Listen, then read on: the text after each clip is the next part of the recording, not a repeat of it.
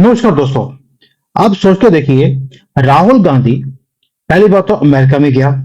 जब आपको मालूम है कि वहां पर जब कई बार मीटिंग्स करनी थी, तो आपने देखा कि वहां पर लोग थे ही नहीं। यानी कि ऐसा तमाचा लगा इसको अमेरिका के अंदर कि वहां पर इसको यह समझ नहीं आ रहा था कि करूं क्या।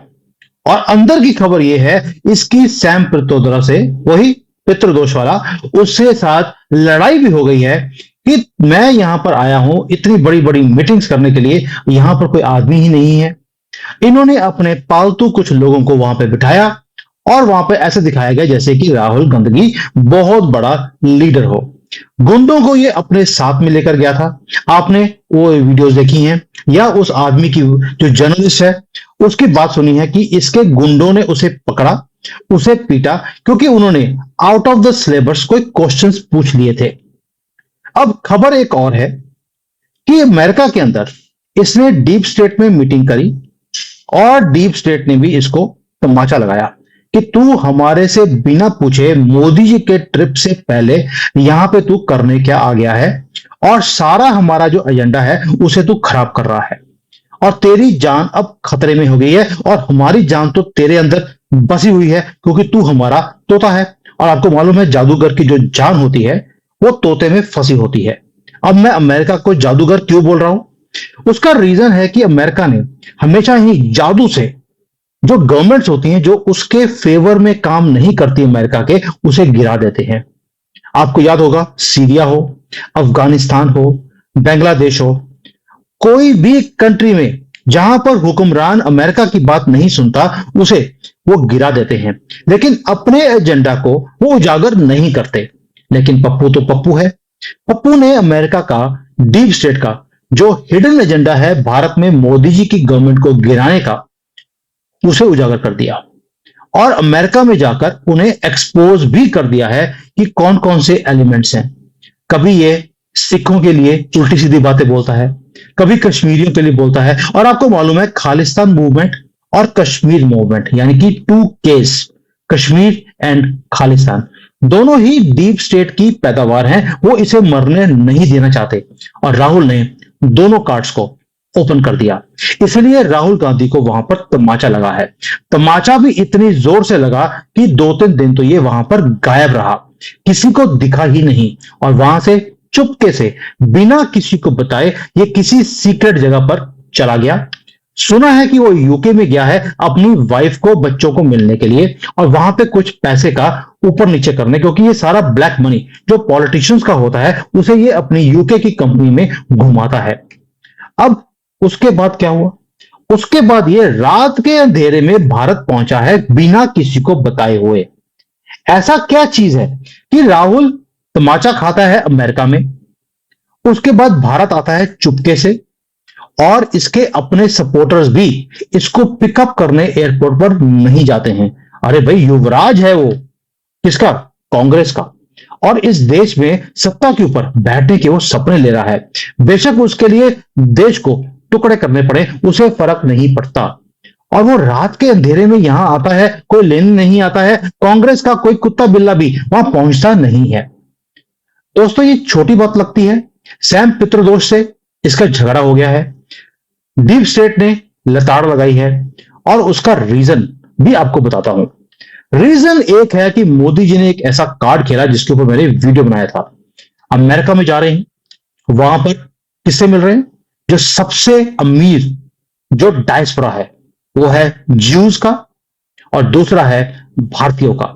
दोनों से मिल रहे हैं, दोनों पैसे को कंट्रोल करते हैं। और अमेरिका की जान हमेशा ही पैसे में फिर फंसी होती है। 90 नेशनल जो एलिमेंट्स हैं दूसरे कंट्रीज में, वो भी उनके तोते हैं, लेकिन मनी उससे बड़ा पिंजरा है। और अमेरिका के पिंजरे को मोदी जी ने छीन लिया। यानी कि उन्हें कब्जे में करने के लिए हमने दोनों डायस्पोरा को एक्टिवेट कर दिया है। यानी कि भारत को अमेरिका और पप्पू कॉर्नर करना चाहते थे, मोदी जी ने दोनों को ही कॉर्नर कर दिया। दोनों आज की डेट में यह समझ नहीं आ रहा कि मोदी जी को डील कैसे किया जाए। अमेरिका रेड कारपेट वहां पे बिछा रहा है, मोदी जी आ रहे हैं, क्योंकि मोदी जी ने प्रोग्राम ही ऐसा अनाउंस कर दिया। और राहुल काला जो कारपेट होता है उसे भी ऊपर भी पैर रखने के लायक नहीं रहा। अब इंडिया का जो क्रॉस रोड्स के ऊपर है, इसका क्या होगा? दोस्तों, राहुल गांधी ने सीक्रेट मीटिंग्स करे, आपको मैंने बता दिया। पूरा इंडियन लैंडस्केप को चेंज करने की कोशिश करी, मोदी जी की गवर्नमेंट को गिराने की कोशिश करी। और ऐसा होता क्यों है? क्योंकि राहुल के अंदर एक एस्पिरेशन है, यानी कि इसको बचपन से एक ही चीज पढ़ाई गई कि बेटा, तेरी दादी, तेरा नाना, तेरा पिता, तेरी पोल डांसर मां, ये सभी के सभी सत्ता के ऊपर बैठे क्योंकि ये जागीर हमारी है, और तुम भी बड़े होकर एक डायनामिक लीडर तुम बनोगे। सारी उम्र उसने एक ही चीज का सपना लिया कि मैं भी अपनी दादी की तरह, मैं भी इस देश का प्रधानमंत्री बनूंगा, और इस देश की सत्ता को हासिल कर कर मैं इसकी फ्यूचर को इंफ्लुएंस करूंगा, मैं यहां पर इस्लामिक कंट्री बनाऊंगा। जो ये भूख है राहुल गांधी की, उसके लिए ये किसी भी हद तक ये गिर सकता है। क्या आपको नहीं लगता कि जो इसकी भूख है, ये पहले भी हमने किसी और में भी देखी है, जो वो भी युवराज था, और जब उसको लगा कि मेरी जो ये गद्दी के ऊपर जो मेरी पकड़ है वो कमजोर है या मेरे हाथ में नहीं आएगी, उसने उसको छीन लिया। मैं याद दिला रहा हूं महाभारत का टाइम। दुर्योधन को भी यही लगता था कि कुर्सी मुझे नहीं मिलने वाली, उसने छीनने के लिए छल किया। छल भी ऐसा किया कि महाभारत तक उसने रच दी। भगवान ने आकर नीचे उसको समझाने की कोशिश करी, श्री कृष्ण ने, कि दुर्योधन, जो तुम कर रहे हो, पूरी तुम्हारी पीढ़ियां वो नाश हो जाएंगी। लेकिन दुर्योधन तो दुर्योधन है, वो नहीं माना। अब आता है दुर्योधन 2, यानी कि राहुल गांधी अब दुर्योधन बन चुका है। सत्ता के लिए वो लड़ाई करना चाहता है। भगवान भी आकर उसे बोल रहा है कि हे धूर्त, तू ये क्या कर रहा है? लेकिन राहुल गांधी बोलता है, नहीं, हम ये युद्ध करके छोड़ेंगे। बेशक मुझे उसके लिए मैं 1 इंच भी मोदी जी को देने वाला नहीं हूं। हिंदुओं को, सनातनियों को मैं 1 इंच भी नहीं दूंगा। इनको भूखे मारूंगा, दर दर इनको ठोकरें खाने के लिए मैं मजबूर करूंगा। ये राहुल गांधी की स्टेटमेंट्स हैं। इलेक्शन के टाइम पर उसने बार बार बोला है कि मैं हिंदुओं से सब कुछ छीनकर मुसलमानों को दे दूंगा, महाभारत यहां पर रच दूंगा, और ये देश सनातनियों मुक्त कर दूंगा। ये दुर्योधन की जो जेलसी है सनातनी, हिंदू, भारत और मोदी से, ये इसे ड्राइव कर रही है सारे एंटी इंडिया एलिमेंट्स को इकट्ठा कर कर ये सत्ता को छीनने का जो इसका प्लान है, जिसके डेवास्टेटिंग कॉन्सिक्वेंसेज हैं, लेकिन ये करने वाला है। लेकिन क्योंकि ये दुर्योधन दुर्योधन था, ये बेवकूफ दुर्योधन है, इसलिए इसको घर जो है वो मोहम्मद तुगलक रोड के ऊपर मिला हुआ है, कोई इंसिडेंस नहीं है। कभी आपने सोचा है, इसकी मां को घर का नंबर है 10 जनपद, 10 नंबरी लेडी है, 10 नंबर का घर मिला है। और ये क्योंकि मोहम्मद तुगलक की तरह बेवकूफ है, इसका घर भी मोहम्मद तुगलक रोड के ऊपर है। कोइंसिडेंस कभी भी होता नहीं ऐसा। और राहुल के जो सारे एक्शंस हैं अमेरिका में जाकर, जैसे इसने उनको एक्सपोज किया, जैसे इसने स्टेटमेंट्स वहां पर सिखों के लिए और खालिस्तानियों के फेवर में इसने स्टेटमेंट दिए, कश्मीरियों के फेवर में इसने स्टेटमेंट दिए, एंटी इंडिया काम किया, ये सारे के सारे का इसको लगता था कि ये अब हीरो बनकर वापस आएगा। मुंह छुपाकर, बुरके में डालकर, बुरका डालकर ये वापस आया है। आपको नहीं लगता कि अब ये वहां पर भी थप्पड़ खा के आया है, भारत में भी थप्पड़ पड़ने के डर से ये किसी को बताया ही नहीं, ये वापस आ गया। दोस्तों, आपको याद होगा, मैं आपको एक और बड़ा मजेदार चीज बताता हूं जो आप सबको नहीं पता, वो है चाइना से। चाइना में शी जिनपिंग आपको लगता है कि बहुत ही स्ट्रांग लीडर हैं, दुनिया को फेस करते हैं, आंखें दिखाते हैं।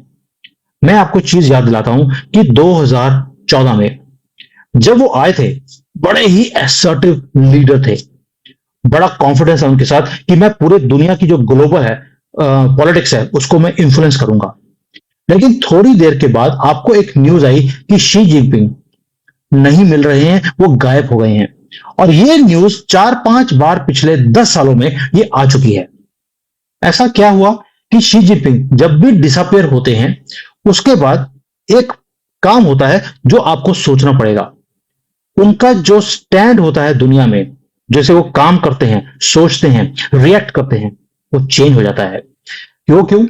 क्योंकि उन्हें पता लग जाता है कि जो डीप स्टेट है इनकी गवर्नमेंट को गिराने के लिए काम कर रहा है। आप याद होगा कि जो ली किशियांग थे चाइना में, उनके जो रिलेशन है अमेरिकन डीप स्टेट के साथ बहुत स्ट्रांग है। और जब जब शी जिनपिंग ने कुछ भी स्ट्रांग करने की कोशिश करी, बेशक वो भारत के खिलाफ, बेशक वो ताइवान के खिलाफ, हमेशा वो ऑपोजिशन लीडर्स ने उनको चुप कर बिठा दिया। और उसके बाद शी जिनपिंग को अपनी स्टेटमेंट्स को चेंज करना पड़ा। आज हम वही चीज दोबारा से देखते हैं। चाइना ने कुछ धांधली करने की कोशिश करी, भारत ने उनके साथ बात करके उन्हें बॉर्डर से पीछे धकेल दिया और जो ग्लोबल कॉन्फ्लिक्ट था उसे कम कर दिया। डीप स्टेट की रीढ़ की हड्डी हमने तोड़ दी, यानी कि डीप स्टेट पहले हमारे यहां पर धांधली करने की कोशिश करता था, हमने उसका गेम ही खराब कर दिया। राहुल गांधी को इररेलेवेंट कर दिया है। यानी कि अगर राहुल गांधी वहां पर 10 दिन के लिए अमेरिका में था, 10 में से 6 दिन उसने भंगड़े डाले, उसके बाद मोदी जी ने अपना तांडव करना शुरू कर दिया और ये मुंह छुपाकर वापस आया है। दोस्तों, कभी आपने सोचा है कि भारत का सबसे वीकेस्ट लिंक कौन है? वो है कांग्रेस। वो क्यों? क्योंकि अमेरिकन जो इंडियन डायस्पोरा है उसे एक बात तो समझ आ गई कि कांग्रेस पार्टी ने 65 साल इस देश के ऊपर या सत्ता के ऊपर कब्जा कर इन्होंने ही बैठे हैं। और राहुल गांधी बेशक वो कांग्रेस का करंट फेस है, लेकिन वो हमेशा ही एक पर्सनल क्राइसिस में घिरा रहता है। अमेरिकन को समझ आ गई, भारतीयों की अभी भी समझ नहीं आती है। कांग्रेस एक डाइंग पार्टी है। पिछले 10 सालों में कांग्रेस मर चुकी है और हमारे लिए तो वो अनबेरेबल है, मतलब कि उसे सहन करना भी हमारे लिए मुश्किल हो गया है भारत के अंदर। तभी मैं बोलता हूं कि ये रेस्टलेसनेस है इस देश के अंदर, दुनिया के अंदर, राहुल के लिए और कांग्रेस के लिए। ये एक डेंजरस चीज है राहुल के लिए भी। और हमारे अज्ञात वीर, हमारे देश के जो वीर हैं, हमारे जैसे सरफरे, मैं सिरफरा बोलता हूं अपने आप को, कोई ना कोई इसका काम करेगा और जल्द करेगा ताकि हमें इससे मुक्ति मिले। इसकी जो दादी थी इंदिरा गांधी, पिता थे, उनसे भी हमें मुक्ति ऐसे ही दिलाई गई जब उन्होंने भारत के खिलाफ काम किए। उन्होंने तो एक एक काम किया था, ये तो 3-4 करके बैठा है आज की डेट में। और कोई ना कोई फ्रस्ट्रेशन में इसका काम तमाम कर देगा, ये मुझे दिखता है। इंडियन गवर्नमेंट को कोई भी काम करने की जरूरत नहीं है। और जैसे ये बेवकूफों की तरह अमेरिका के एजेंडे को ओपनली डिक्लेयर कर रहा है, मुझे तो लगता है कहीं अमेरिकन डीप स्टेट ही इसका काम ना कर दे। और ये बार बार मैं जिता रहा हूं, आपको समझाने की कोशिश कर रहा हूं, ये होकर रहेगा और ये अपने पैर पर खुद ये कुल्हाड़ी मारेगा। अब आते हैं कि जो ये रेवोल्यूशन है अभी आज की डेट में, ये करंट पॉलिटिकल क्लाइमेट है भारत का, उसकी पॉसिबिलिटीज क्या है? क्या आपको लगता है कि भारत में बहुत बड़े बदलाव होने का टाइम आ गया है? कंजरवाल कहता है कि मैं रिजाइन कर दूंगा, फिर बोलता है कि नहीं, मुझे तो सुप्रीम कोर्ट ने बोला है कि तुम किसी भी डॉक्यूमेंट पे साइन नहीं करोगे, इसलिए मैं साइन नहीं करने वाला हूं। फिर बोलता है कि मैं रिजाइन करने वाला हूं। यानी कि वो इतना कंफ्यूज हो चुका है, उसे यही समझ नहीं आ रहा मैं करूं क्या। दूसरी तरफ से राहुल कंफ्यूज शुरू से था, अब तो बिल्कुल ही परमानेंटली कंफ्यूज हो गया है। आपको लगता है कि ये सारा कुछ देखने के बाद आपको एक रेवोल्यूशन भारत में होता हुआ दिखाई देता है? मैं आपको एक ही चीज बोल सकता हूं, मोदी जी की एक स्टेटमेंट है कि जो ताकतें भारत को डिवाइड करना चाहती हैं मेरी नजर में है, मेरे रडार पर है। ये छोटी बात है। और अगर इसके ऊपर मैं डिटेल में वीडियो बनाऊंगा, अगला वीडियो। अच्छा हो गया, आपसे बात करते करते मुझे याद आ गया कि एक रेस लगी हुई है मोदी और योगी जी के बीच में। वो रेस किस चीज की है? प्रधानमंत्री की या किसी और चीज की? इसके ऊपर मैं डिटेल में वीडियो बनाता हूं। आपसे बात करके कई बार मेरा दिमाग भी चलना शुरू होता है। अभी आते हैं भारत के ऊपर कि भारत का जो ये सारा का सारा लैंडस्केप है पॉलिटिकल, ये दिलचस्प हो गया है। राहुल का अंत नजदीक है, यानी कि ये दुर्योधन अब मरेगा और कृष्ण जी खुद खड़े होकर वहां पर इसको देखेंगे जब इसे बेरहमी से मारा जाएगा। और ये मरेगा भी बेरहमी से, आसानी से नहीं। पूरी दुनिया को ये भारत के और मोदी के खिलाफ खड़ा करना चाहता है। ये अमेरिका में जाके अपने आप को एक्सपोज करके सारी दुनिया को दुश्मन बना लिया। ऐसे ही मुंह छुपाकर भारत नहीं आया है। अब आगे क्या होगा? क्या भारत में पीस आएगी या टर्मोइल आएगा? भारत एक जंक्शन पे खड़ा है जहां पर मोदी जी इस बार जो अमेरिका में जा रहे हैं, कुछ ऐसा बड़ा करेंगे कि आप गर्व से बोलेंगे मोदी जी तुसी ग्रेट हो। आप हिंदू जो बोलते थे कि मोदी ने भारत के लिए किया क्या है, आप इस बार देखना अमेरिका में जाकर वो करते क्या हैं। वो कुछ ऐसा करेंगे कि जो चाइना है, जो पिछले 40-50 साल से किसी काम को रोक कर बैठा है, इंडिकेशन दे रहा हूं, बाकी आप डॉट्स को खुद जोड़ लेना, कुछ चीजें मैं डायरेक्टली नहीं बोलना चाहता। 50 सालों से, नेहरू के टाइम से कुछ यूनाइटेड नेशंस में वो रोक रहा है। इस बार मुझे लगता है कि वो रोकेगा नहीं, क्योंकि मोदी जी ने कुछ ऐसे कार्ड खेल दिए हैं रशिया के साथ मिलकर कि अब चाइना के पास अपने आप को बचाने का भी मौका नहीं मिल रहा। इसलिए ये जो क्रिटिकल जंक्शन है कि भारत में आग लगेगी या भारत फॉरवर्ड आगे देखेगा, आगे मूव करेगा, उसका मैंने आपको आंसर दे दिया। मोदी जी इतने विजिलेंट हैं कि अपनी साइलेंस में, बैकग्राउंड में उन्होंने कुछ ऐसे काम कर दिए हैं कि एक्सटर्नल फोर्सेस जो मैनिपुलेट कर रही थी भारत के इंटरनल कॉन्फ्लिक्ट्स को, अपने गोल को अचीव करने के लिए प्रधानमंत्री बनाना था उनको, राहुल गांधी को, सत्यानाश कर दिया है वो सारी प्लानिंग का। मोदी जी ने बिना बोले डीप स्टेट की रीढ़ की हड्डी तोड़ दी, और अब डीप स्टेट का जो पपेट है भारत में, उसे तोड़ना है। आप सोचकर देखिए, इतना बड़ा युवराज अमेरिका में गया गर्जा बरसा और रोकर भारत आया है छुपकर। क्या आपको लगता है कि इसके बाद राहुल चुप होकर बैठने वाला है?